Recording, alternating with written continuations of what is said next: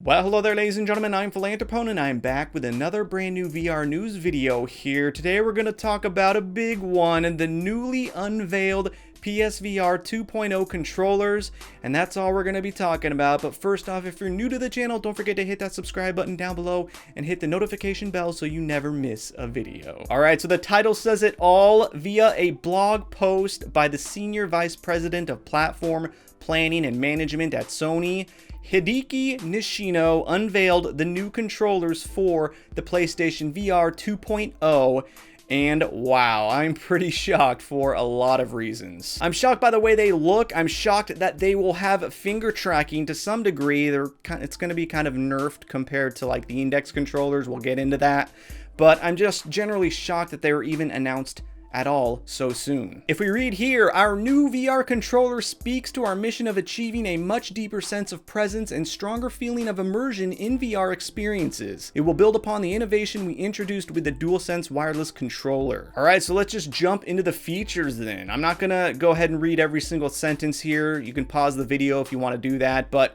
we have adaptive triggers. Each VR controller, left and right, include an adaptive trigger button that adds palpable tension when pressed, similar to what's found in the DualSense controller. So this is amazing. If you don't have a PS5 yet, you'll just have to take my word for it. Adaptive triggers are amazing. When I was about to try my DualSense controller for the first time, I was expecting like a mild, improved DualShock 4, but I was stunned when I learned how adaptive triggers work in the DualSense controller, and they work basically by altering the resistance of the trigger buttons to simulate things like a more realistic gun click or drawing back a bow and arrow. All right, next up we have haptic feedback. The new controller will have haptic feedback optimized for its form factor, making every sensation in the game world more impactful, textured, and nuanced. And if you don't know what haptics are for some reason, then it's basically like a rumble motor on steroids, although I really don't like to compare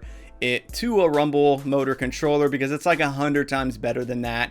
Think of it like just you can feel every single little like precision of an action that's going on in the game, like footsteps, knocking on a door, and it's not just like a hard rumble. It's like very, very specific vibrations to what it is trying to mimic in the game. All right, finger touch detection. The controller can detect your fingers without any pressing in the areas where you place your thumb, index, or middle fingers. So unfortunately, while this may sound cool on the surface, it pretty much shows that it's not going to be anywhere near the quality of the index controllers, which have full tracking of every individual finger.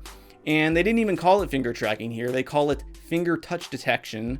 And someone in the comments wrote this, which I thought sounded pretty accurate. The requirement of grip button is very disappointing because Valve's Knuckles controllers can accurately track full position of each finger, while this can probably only know basic rested, pressed, extended states for fingers 1 through 3. And when I mentioned in a previous video that I didn't think these were gonna have finger tracking, I was strictly talking about the index quality finger tracking, not something like this. So unfortunately, I wish I was wrong, but it looks like I was right. Okay, and then we got tracking. The VR controller is tracked by the new VR headset through a tracking ring across the bottom of the controller. And this is a pretty big deal because now we pretty much know officially that the controllers will be tracked by the headset itself and not by some external sensor or camera. All right, and lastly, and arguably the best of all, we got action buttons / analog sticks.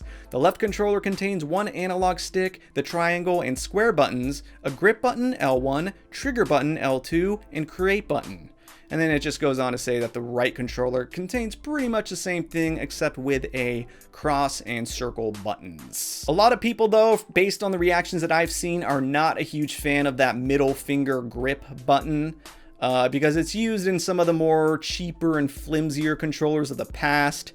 And it further confirms that these will not be like the index controllers where you can naturally open and close your grip to pick up objects, and Sony even tells us that here where they say this. The grip button can be used to pick up in-game objects. So there you go. And one of the other things that just jumped out at me was the color of these things. If this is indeed the final product, then I'm stunned that they made them black. I don't know why, because we all know that the original PSVR was white, which was like, okay, whatever. Sony was kind of changing things up a bit. And then they go and make the PS5 and DualSense controllers white. So then it's like, okay, looks like Sony is officially adopting this color scheme for the long haul.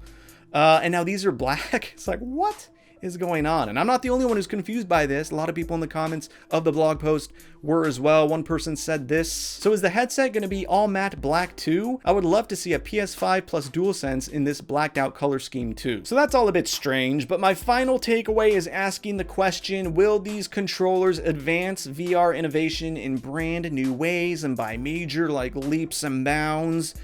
Well, if we're talking about the OG PSVR controllers, then sure, absolutely. But if we're talking about VR in general as a whole, not really. You know, all Sony did was pretty much catch up to the rest of the pack and even fell short in some areas, to be honest, like the finger tracking and all that. But, you know, this still has me pretty excited nonetheless, and hopefully we'll get a full-on headset reveal sometime in the very near future. So yeah, that's all for this one. Thank you so much, as always, for watching. Hope you enjoyed. If you're new to my channel and are interested in VR or gaming in general, be sure to subscribe to my channel for all of my latest updates in the future. Thank you once again. Till next time. Peace.